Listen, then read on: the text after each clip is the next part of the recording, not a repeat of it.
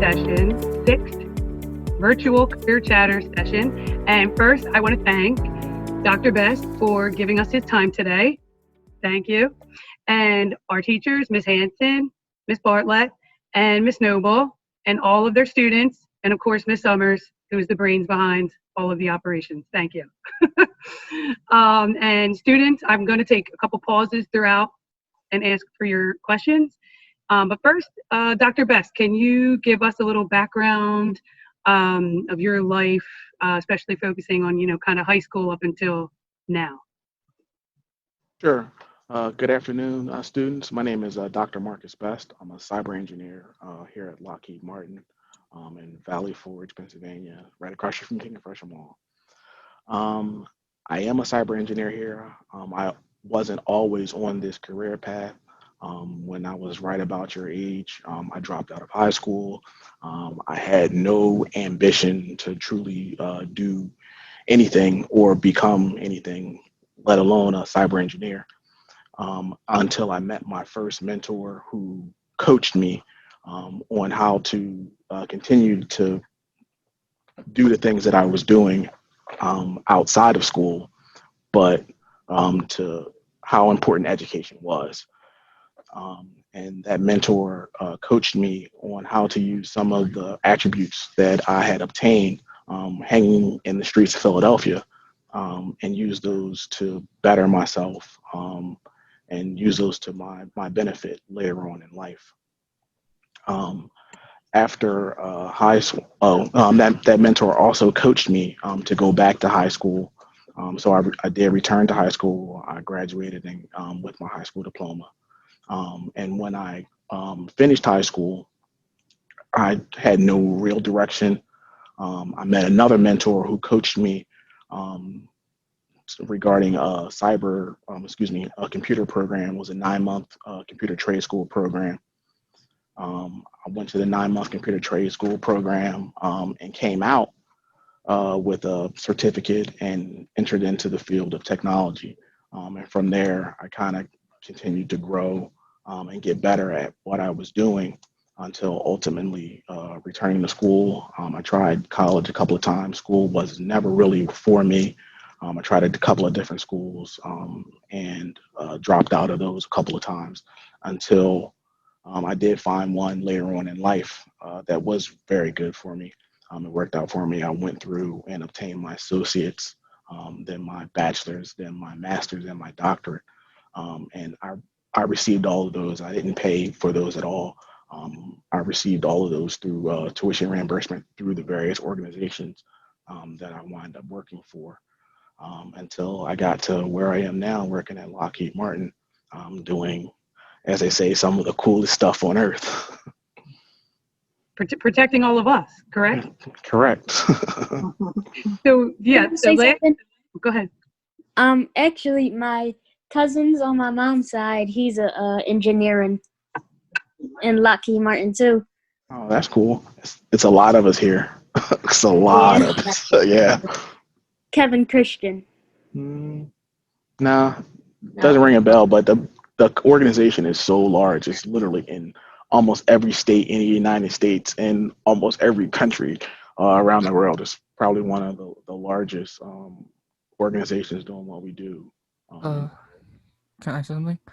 Sure. Uh, Can I ask you just when you're going to ask a question, just introduce yourself and then the question. Thank you. okay. Hi, I'm Blue, and I heard that you said you were lost after high school. I guess when you finished high school, what is something like you wish you knew when you were lost? Like something you wish um, about yourself. yeah, I wish that I knew how important um, education and trying. I wish I knew how important trying was. I think that's what I would say. As you go through life, you'll do a lot of things, and everything that you do, you won't be successful at. But as you try various things, you identify the things that you are good at and the things that do make you happy and the things that ultimately will make you successful. I wish I would have learned that a little bit sooner in life, coming out of high school and kind of during that gap, and even a long time after that gap. I didn't necessarily understand the importance of that, of trying different things, or of even embracing your failures.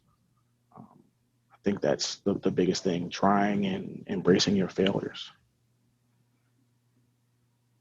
Did that answer your question, Blue? That was great. Thank you. Yes, thank you so much.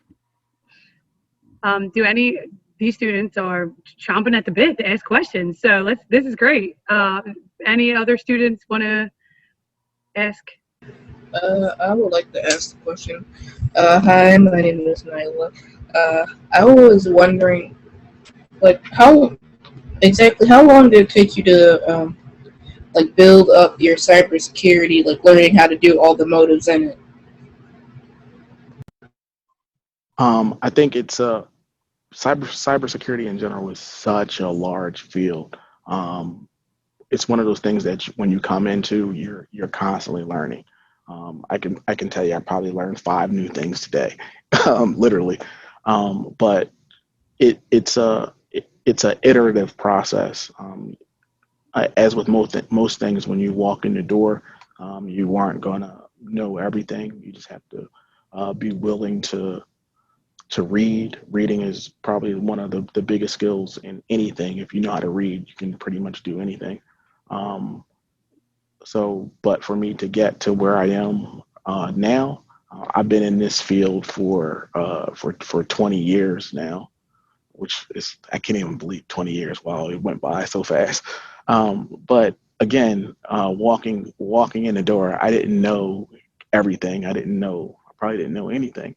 You learn by doing things. You learn from the people around you, and you always have to be, again, willing to try a thing, and willing to, try to be successful at it. And if you're not, you know what? Tomorrow's another day. Try again. Try something else. Hope that answered your question. Yes, it did. Thank you. I have a question. Sure. Introduce yourself, please. Thank you. My name's Caitlin.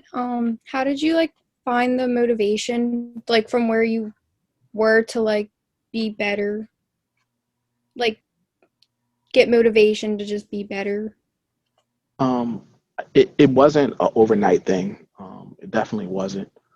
As you meet different people, you start to recognize attributes in the people around you. That's why it's very important to surround yourself with positive people. As you meet people, you recognize the attributes in those people that you like, or you would want to be like, and you start to absorb those things.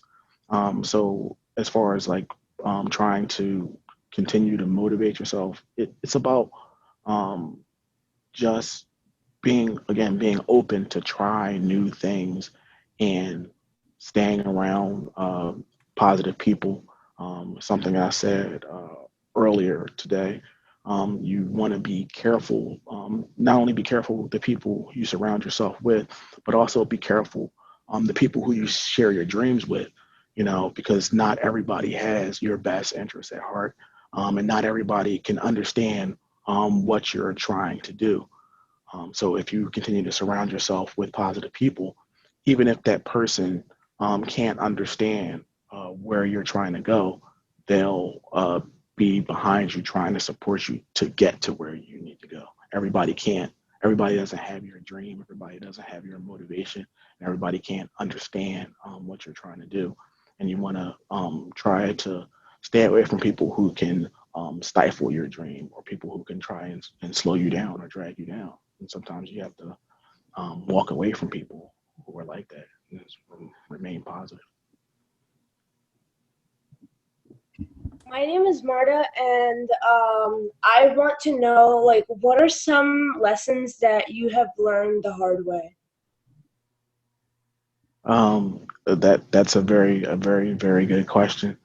Um, One of the lessons that I've learned the hard way, one, again, so you have to remain positive. Don't let people push your buttons. It's very easy. It's easy to get mad, and it's easy to be angry, and it's really easy to hold on to it. And sometimes, when you get mad or you get angry, it almost feels good to hold on to it. It almost feels good, like when you're in that place, and you might not even recognize that it feels good, but you have to be able to let anger go, let things go, and not let people push your buttons, not let people get to you. I think that's one of the biggest things. You know, try your best to learn from your mistakes, and try not to let people get too far under your skin. You know, try to be the leader, not the follower. You know, and again, everybody won't recognize or understand where you're trying to go, but it's very important to maintain, to stay true to yourself, stay true to what you believe in, what you think is right and what you think is wrong, because with your friends and even your family, and everybody doesn't have the same values, everybody doesn't have the same dreams. So it's important to be true to yourself and understand, you know, right from wrong. Thank you. I was waiting to see if more.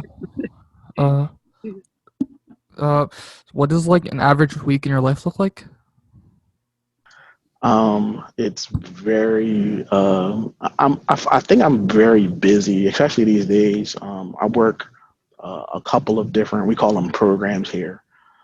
So a lot of hands-on technology, a lot of identifying vulnerabilities in technology, kind of poking at those vulnerabilities, seeing if they can be exploited, trying to make it so they can't be exploited um, on a daily basis, generating reports to report up about these things.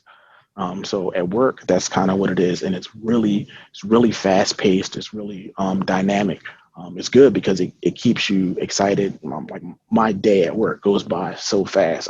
I feel like I walk in the door, and 30 minutes later I'm going home. And I put in a lot of time here, but also I make time for my family. I have a beautiful wife and a beautiful daughter. So you know I enjoy coming to work and doing what I have to do, but also going home and being able to play with my daughter. So my day as a whole is very hectic here. I'm running around, throwing stuff in the air, poking at vulnerabilities, fixing things. And then I try to go home and, eat dinner, enjoy my family. And I think This is this is Ed Brown. I just want to interject because Marcus is being a little modest. He lends his talents to other programs. He's a cyber expert. He's a SME. We call him subject matter expert. So there's other programs that will seek him out. We're peers. We're colleagues. I mean, he actually works for me, but I consider us peers. We're really on the same level. He could easily do what I do, but he lends his talents to other programs, and whenever they need a technical problem to be solved, I will recommend Marcus or say, Marcus is your guy. That's who you need to solve this. So he does a great job. He's modest and he's well balanced. We're cut from the same cloth in that we're very busy inside of Lockheed and out. So it's a joy working with him every day. Just wanted to add that. Thank you, Mr. Brown. That is a problem amongst a lot of our guests. They're too modest. I sometimes have to do the same thing, but thank you. And if the students didn't pick up on that, Mr. Brown works with Marcus at Lockheed Martin, and I love the way he described that. Technically, Dr. Best works for him, but they're equals and on the same team, and he can do his job. I mean, that's a great leader right there. So Mr. Brown is also an all-star. Excuse me, I have a question. Oh, go ahead, Ms. Summers. Just one thing I wanted to ask Mr. Best. He mentioned this in his last session, that he wasn't good at computers in high school. I think he mentioned that he didn't even have a computer, and he stumbled upon this, and he had no idea that this was his talent. Definitely. Like growing up, I grew up in the streets of West Philadelphia. And when I say in the streets, I don't mean like in the streets. I mean like in the streets of West Philadelphia. So, my family, we didn't necessarily have a lot of money and things like that. And growing up, I probably didn't, when I got into this, I didn't have a computer. I didn't have truly the resources to make it to where I am.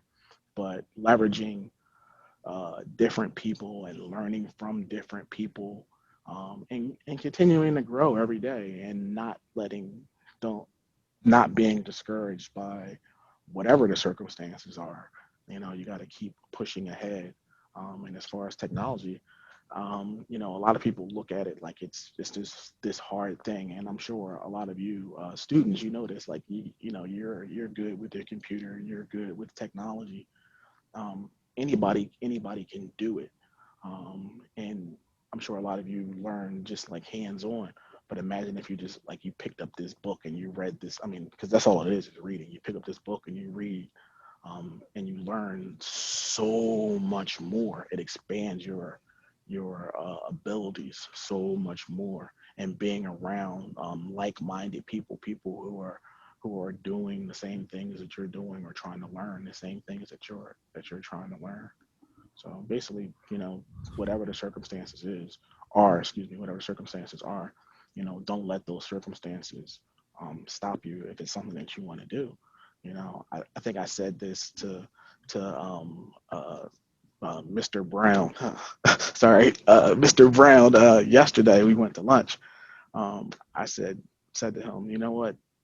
They can slow me down, but they can't stop me. You can block me from doing something, but you can't stop me from doing it. I can get around it and do it a different way. That's true. I just wanted to add, that I think this audience, especially based on the intelligent, great questions that I'm hearing, they're at a distinct advantage that we didn't have Dr. Best or Marcus. They have the advantage of technology like iPhones or Androids. And if I took a poll, every hand in here would be raised as far as if they own, a $500 or so piece of technology that they've never looked at a manual for, but they know how to use backwards and forwards. Everyone in this audience will know how to use that as an expert. And if we gave them a brand new phone, it would probably take them, less than an hour to learn how to use every feature, because that's the nature of this generation. So I think the learning curve for you to get acclimated to cybersecurity would be shorter than it has been for Dr. Best and I, just based on the nature of your access and exposure to technology. But I think in that, though, it's important to make the distinction, though, that maybe technology isn't what you want to do, and just because I was good with technology, where I made it in this field, you can do this in anything. Anything that you want to be, anything that somebody is trying to stop you from doing, or you think somebody is slowing you down, you can apply, those same skills that you already have to push yourself in any direction that you want to go. Definitely. Yes, and speaking about that, I wanted to bring up the point that we brought earlier about, so you talked a lot about your mentors, and I really want to hit home for students that these mentors didn't like come to your door, knock on it, and say, Marcus, can I be your mentor? So like, can you explain to students the role they play in Sure. being open to it? And it's a two-parter, I love to do two-parters. So Sure. can you explain that? Because I want them to know that it didn't fall in your lap. Like, you were a part of it, like your willingness. And I think that same willingness was the willingness to do that 9-month program. I really dive in on that program, because I think a lot of our students are down on themselves about this program or that school or that trade.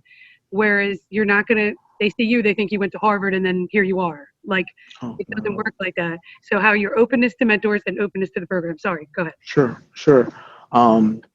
Through my life, I've had, mentors, so many mentors I can't even describe, or even remember all of them. But having a mentor, part of it is, or a lot of it is, your responsibility. You have to seek that mentor and seek the things that you want from that mentor. Be willing to reach out to people, you don't know, or even people that you aren't necessarily comfortable with, and ask the questions that you want answers to, or even present what you're trying to do to those people, because the majority of those people, you know, if they're truly good people, they want to help you. Um, but it's just like it's like going to the doctor, right? If when you go to the doctor can't help you until you tell the doctor what's wrong with you. You know, the doctor's not going to just, you know, start patting you down and like, hey, you know, is your arm, is it your neck? No, you go to the doctor and you say, oh, you know, I hurt my elbow, you know, and then the doctor kind of zeroes in on that thing. It's the same relationship that you have with the mentor. When you go to your mentor, you identify someone that you think potentially could be your mentor. You present your ideas or the things that you want more information on, to that person, and it's a ever changing relationship. And just because somebody is your mentor today, doesn't mean that they won't be. I mean, doesn't mean that they'll necessarily be your mentor tomorrow. Mentor relationships are ever growing and ever changing, and sometimes you surpass your mentor. And one day, you may be a mentor to somebody else who used to be, you know, one day they're your mentor, next week you're their mentor. You know, it's a ever changing and ever growing role. And I'm sorry, I completely forgot the second part of your question. That's okay. It's about the program. Just, I think your Yep. same mindset. I think it's about mindset and your mindset when it comes to mentors and putting yourself out there Hmm. and the comfort zone. I think it's the similar thing about that program. I don't even know Yeah. how that came into your life, that program, but you were open. Yeah. Sure. So the program that I actually went through was a 9 month computer program. It was like networking support, networking and tech support or something like that. I don't even remember what the name of it was. Um, but it was through Chubb Institute, who's now long gone out of business. But someone introduced me to it. A mentor, they kind of talked to me about it, and they talked to me about um, the idea of making money. That's kind of how it came up, and it was like, oh well, you can do this, and they were actually in the program at the time, and they told me about it, and I was like, oh, what drew me to it was the idea of making money. At that time, I needed money. I had to support myself, and I went to it, and from there it just kind of continued to grow. So I think from that you have to continue to keep yourself open or make yourself open to trying new things, things that you might not necessarily in the beginning think that is something that you are good at or something that you think you can do. I didn't think that at that time, I didn't have the awesome confidence that I have now. I didn't have that confidence, and I didn't think that I could necessarily do what I do now. But now I think at what I do, I'm pretty good. Um, so it's a growing and learning, constantly learning and changing experience. And don't be afraid to try it, and don't be afraid to be good at it. Don't be afraid to be bad at it. That's awesome. Thank you.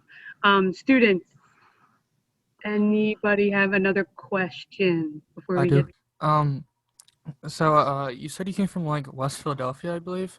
Yeah, Hmm. so I moved here like 2 years ago from I moved a lot from New York, I guess.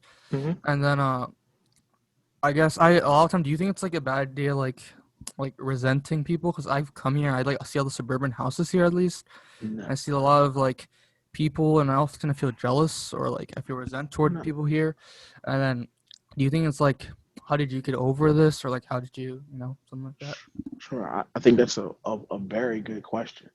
Um, you know, a lot of times you see things that other people have, and I think it's a natural trait, right? So to want things, but it's all about how you go about it. You can't let that thing stop you. You can't. You always want to. Your goal is to always be a good person, right? So working in that context of being a good person, it's okay to see things and it's okay to want things, but you don't want to step outside of being a good person and trying to obtain them, right? So you know even now, I have friends, you know, who are doing a lot better than me, you know, and I think I'm doing pretty good. But you know, and I see the things, but you use it as kind of encouragement, not as hate, or not as, you know, I have to do this bad thing to get to that point. You know, I think the goal in everything you do, first and foremost, should be to be a good person, because, you know, believe it or not, being a good person, better things will continue to happen for you. You'll be surrounded by other good people, and other good people have other good ideas, and those good ideas are always that next thing, you know, to push you ahead. You know, and I kind of touched on a little bit, like some of my friends, you know, who may be doing better than I am. You know, I was talking to one of my friends the other day, and he was telling me how he just bought, you know, 23 acres of land in Florida, and he's, you know, he's getting it all ripped out, and he's building, you know, and I'm like, wow, like how did you do that? And you know, we kind of talked about it, and he gave me some really like good ideas on things, you know, kind of thinking like further down the road how to achieve, you know, and how to get to, you know, various points or achieve various things, you know, and it's never out of, you know, real jealousy, you know. And I think, sorry, not to belabor on this one, but I think another part of it is you have to be able to let things go. I'm not sure if, you know, it's like some things have happened to me in my life. I don't know if you guys actually got a chance to read my bio. They, Uh, they- Dr. Best, they did uh, not read. They did not read the second bio, so okay, they don't know some of the. Yeah, okay. Is it okay? it's okay for you to share. Yes, Yeah, okay. So, you know, when I was around 16, my mother was murdered, and it had a giant effect on me. It was like that after that, you know, I dropped out of high school, and I had a lot of hate and a lot of resentment in me towards people, towards things. And as I grew older, I realized that putting that aside, it helped me be a better person, you know. And years later, I always tell the story, you know, about I ran into the person who actually killed my mother, and I walked over to him, and I said to him, you know, I forgive you. And that thing, like saying that thing out of my mouth, even now it like gives me chills. Saying that out of my mouth to him, it made me so much better. It allowed me to let it go, you know, and it allowed me to move on and do better things. And you know, before that, you know, I would like have dreams about it and things like that. But after I said that, you know, I put that thing down. You know, I took it off my back and I put it down. Um, I personally, on the inside, I felt like a better person. I truly believe I became a better person. thank you for sharing that, Dr. Best. And that was a very honest, good question. Like I say, you students are like so impressive. Like I and Dr. Best for sharing, like kind of speechless, kind of unbelievable. Like I don't even, what do I say to that? That's incredible. Miss Bartlett, do you want to say something? I'm like so. I will say I am taking a lot to do this.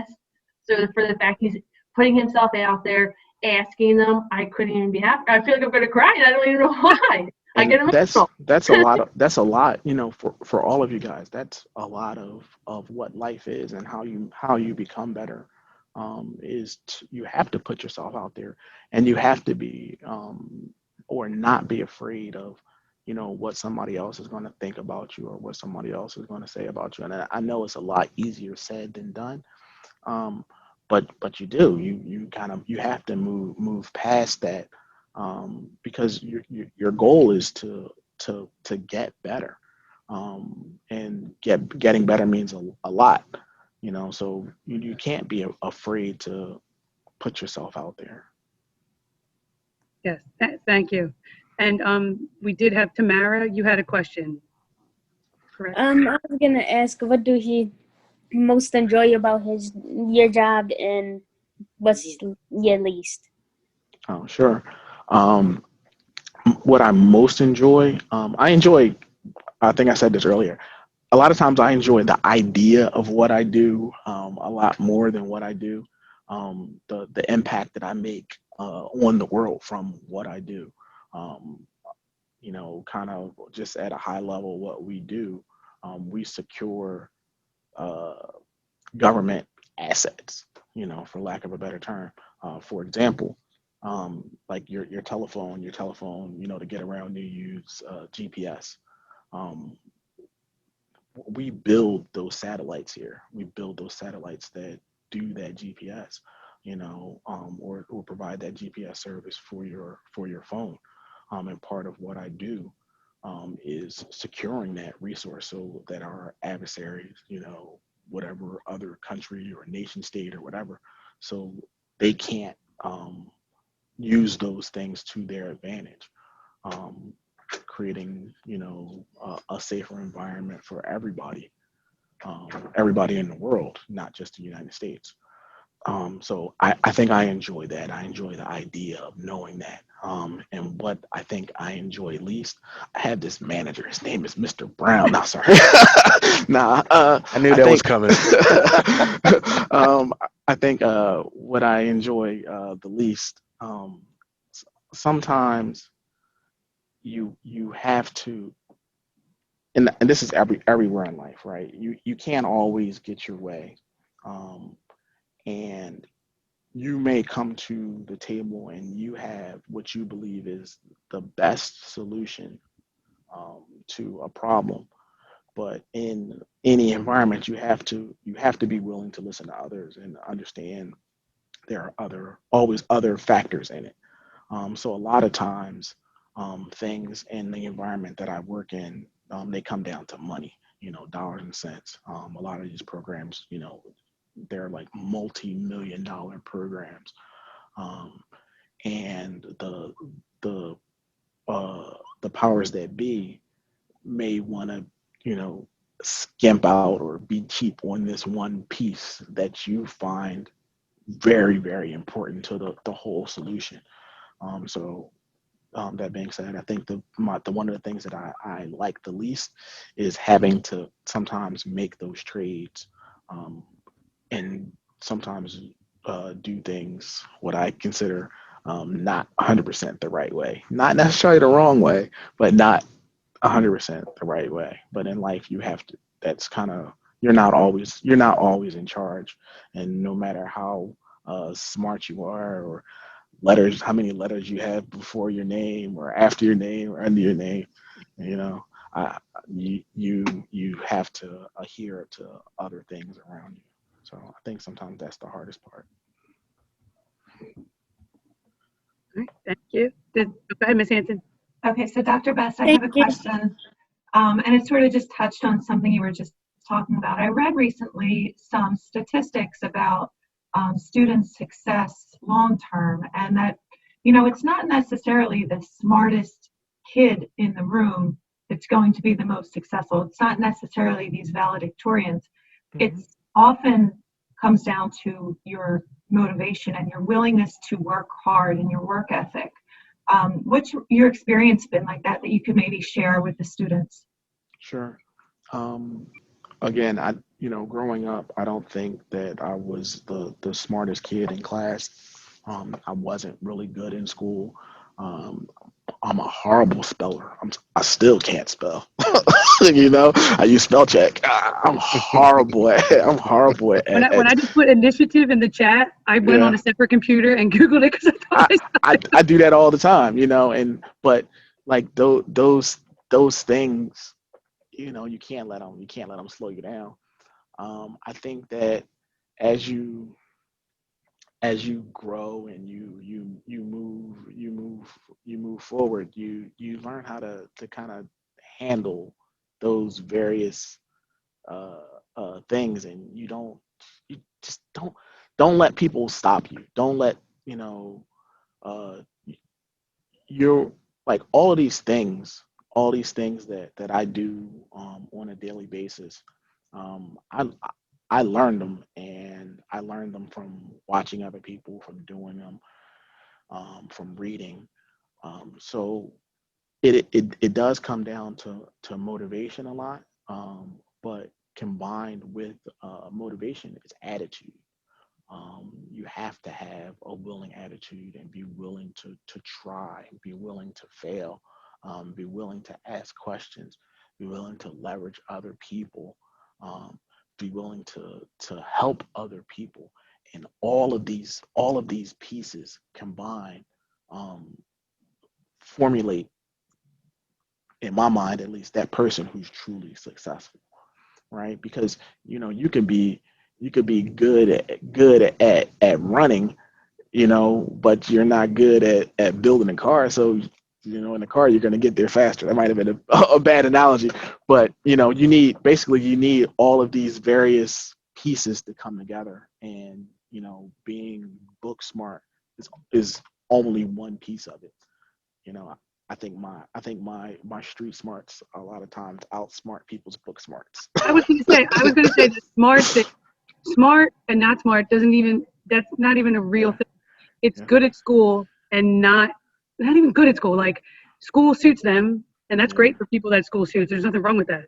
But yeah. there's people that school doesn't suit, and guess what? The rest of the world, like when you graduate, it Hmm. doesn't look like school It anyway. doesn't. It does So, not. and that kind of leads to what I want to ask. I don't want to leave before Right. before you talk about that. What you talked about turning A negative into a it, positive. turning a negative into positive, turning skills that these students have that they probably don't even, some of them might not realize they have. But please include your how you talked about the rap music and Sure. the memorization. Sorry, go ahead. Sure.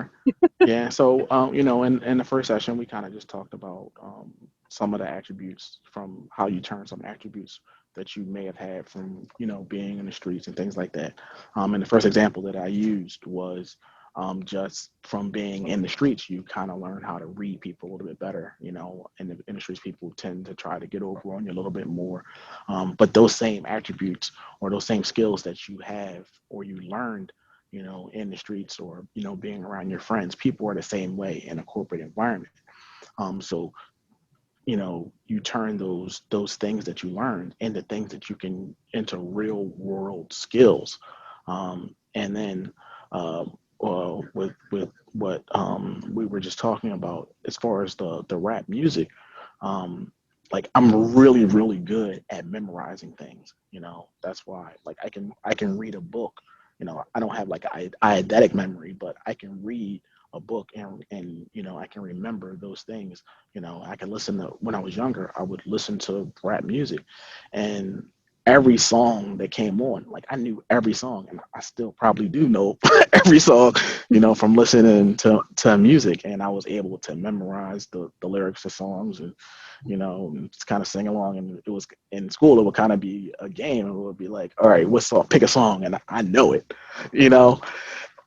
And what I didn't realize was at the time was that translated into me being able to, sit down and read a book, and being able to memorize those things and go and take a test. And a really, really good story, analogy, or whatever you want to call it, that goes along with that. In the field that we work in right now, there's a certification. It's called the CISSP, right? And it's a 5-hour test that you have to go and you have to take. The test costs like $600 or something like that to take. And years back, I wanted to take this test, and my manager at the time, they were sending people right and left to take this test. And I asked them, could I go and take the test? They were sending people for like a week long class to take the test. And I asked him, could I go and take it? And he said no. And I was like, okay, that's fine.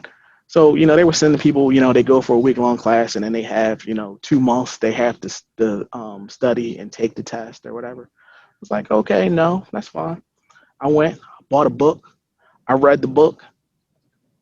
In a month, I went, took the test myself, and I passed the first time, And not only did I pass the first time, I really feel like when I took that test, I feel like I got every answer in that test right. And it was just kind of out of spite. It was like, oh, okay, you think that's going to stop me? Like that just like I tell people, I tell like my friends in the street, I'm like the Incredible Hulk, right?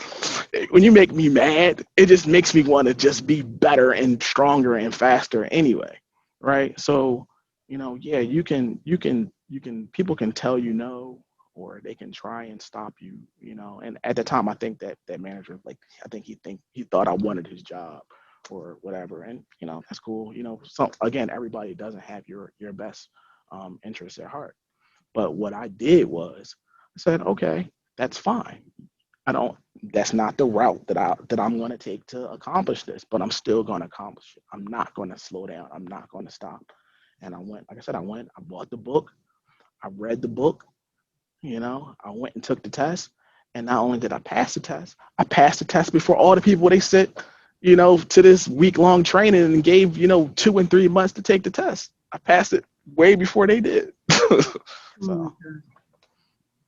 Well, I definitely have that's an awesome story, and you have another awesome story. But before I ask you to tell it, I want to ask the students. We are very close to finishing up. So students, do you have any other questions for Dr. Best? Okay, sounds like we're good. So another person that tried to get in your way a little bit happened in 2nd grade. Oh yeah. So I told the story in the first session about getting kicked out of Catholic school. I was in the 2nd grade or 3rd grade or something like that. And I got kicked out of Catholic school because the nun at the time, she hit me, and she told me, after she hit me, I told her, it's like, if you hit me again, I'm going to have to hit you back. And because of that, I got kicked out of out of Catholic school, and the nun pretty much told me, she's like, you're never going to be anything. You're always going to be, in the streets or whatever it was at the time. But she basically told me that I was never going to be anything, from that thing, getting kicked out of Catholic school in the 2nd grade or 3rd grade. So, I say that to say, don't let other people let other people stop you. Don't let other people impose their will on your dream. Be careful who you share your dreams with. Be careful who you share your reality with. While you hope that everybody wants to help you, not everybody does, and that's part of being able to read people and finding those attributes in people that you like and that you want to emulate. And then learning from those people and growing, sharing those with other people, and finding other people to learn and grow from. That was the best closure we could have. So thank you, Dr. Best.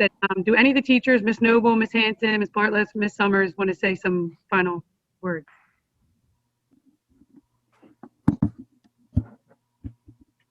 I want to, is that something? Okay. I just want to thank you so much for coming and doing this. You are our first guest speaker that I've had in my 3 years at Abington, and I just appreciate someone coming in and talking about their personal life and then how they got to where they are today. I think it's important that our students see success stories over and over, and how it to them, they need to have the motivation, and grit is the most important thing. I say this to them all the time. You yourself are going to get you through the hard times and the good times, but you need to have that motivation. So for you bringing that up, I really appreciate it. Definitely. And it's definitely a pleasure for me. Again, part of absorbing things from other people or having mentors is being willing to give those things back. And as I said, in the first session, coming in, doing something like that, it is a giant bright spot in my day, because I do have things that I have to do later today that I don't necessarily enjoy or necessarily want to do. And it like this thing, it's a motivating thing for me. It makes me feel better. And, as I go on and do the next thing. So you always have to be willing to do that, always willing to, try to help other people and give those things back to other people. Sorry for rambling. No, you're not rambling. Any other teachers? I just want to say thank you as well. I think some of the reactions, the facial reactions from the kids just show how meaningful some of the things that you've said were. And I really hope that they've hit home, that they've hit a chord with people. I think that you've done a tremendous job in showing students that there is no blueprint. There is no one right way to do things, and how important it is to set your own path and, to be your own captain. And I wanted to say thank you for that and sharing that with the students. Anytime. Thank you so much for joining us. All right, Ms. Noble. Can't say it any better than what's already been said. Yeah. So thank you. Okay, you're welcome. Thank you. And thank you to all the students and teachers or the students dismissed. Mine are. If the adults can stay on for a couple of minutes, that would be awesome. But students, Have a thank you great so weekend, much. everyone. Thank you so much, students. Thank you all so much. You did an excellent job. Thank you.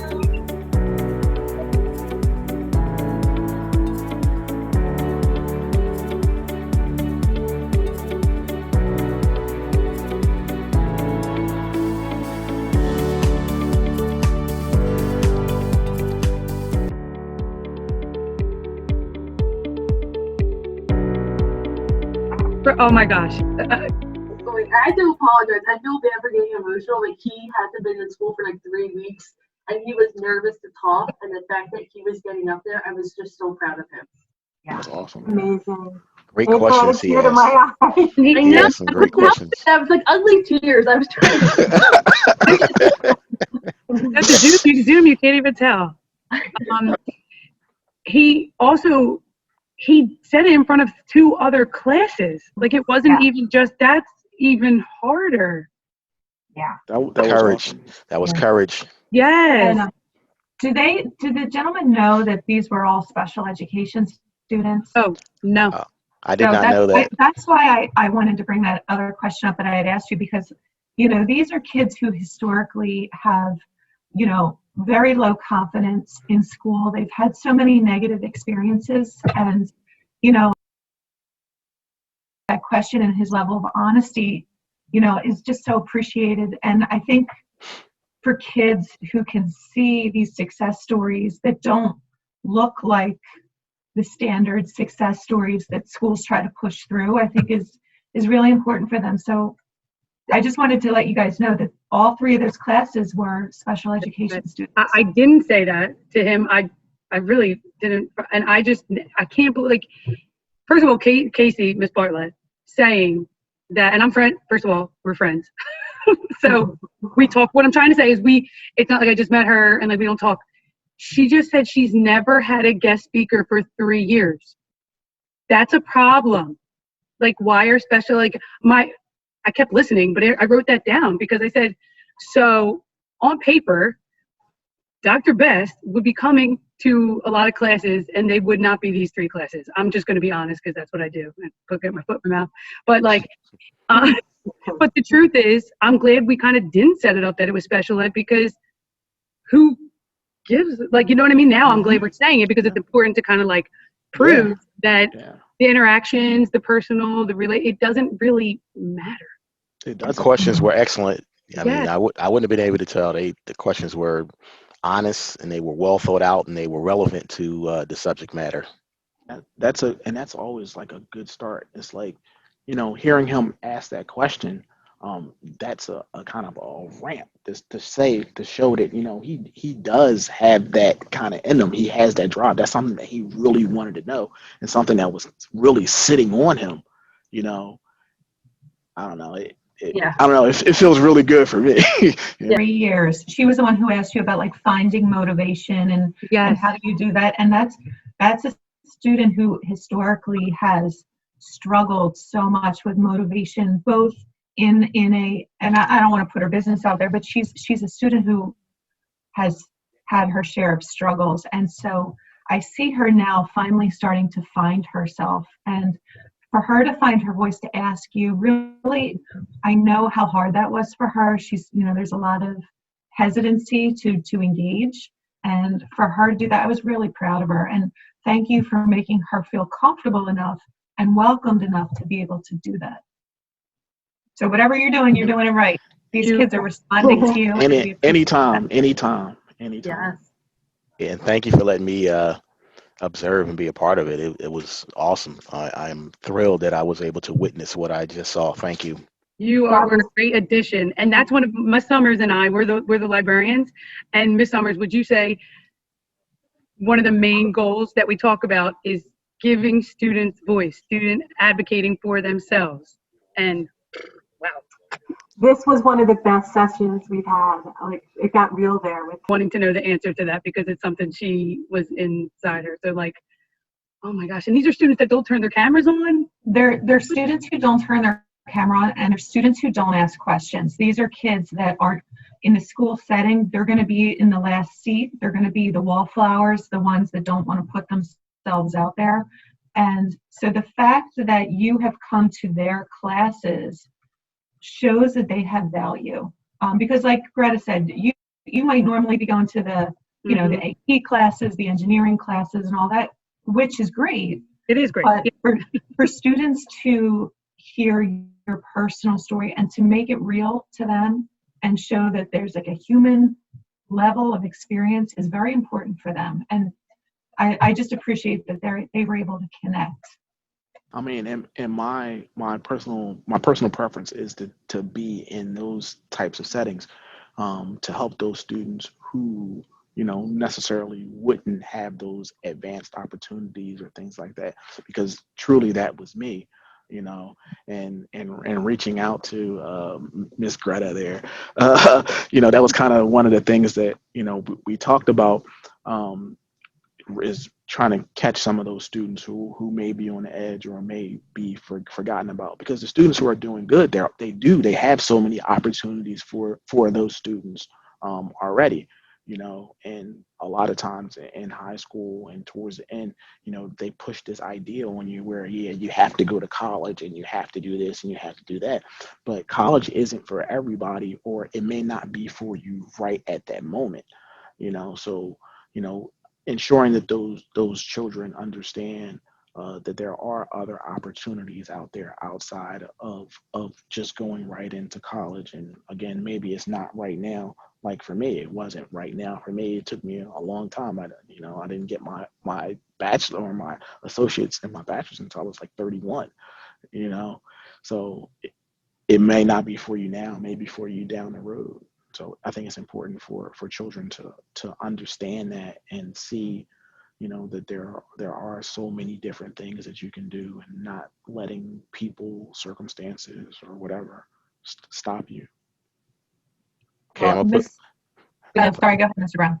Okay, I'm sorry. I was just going to say, I'm putting my school board director hat on now. I love this career chatter philosophy, and I love this experience. So I will be talking to my superintendent and my director of special ed, and we will be mirroring this. And I will be the Marcus Best for my students, and do the same thing. It's funny, our stories are similar in a lot of ways. So I think that's why we identify with each other and relate and have such a great friendship and working relationship. So I would love to duplicate this for the special ed students in my district. I've already been, having these type of chats and career days with the engineering students, as you say, and the AP students.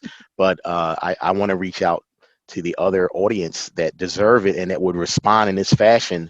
I certainly want to do something very similar to this. So thank you for letting me be a part again. You're welcome. And the only thing we ask in return is you're going to have to come and be on a panel now, Mr. Brown. Oh, I would be honored. I would definitely be honored. Okay.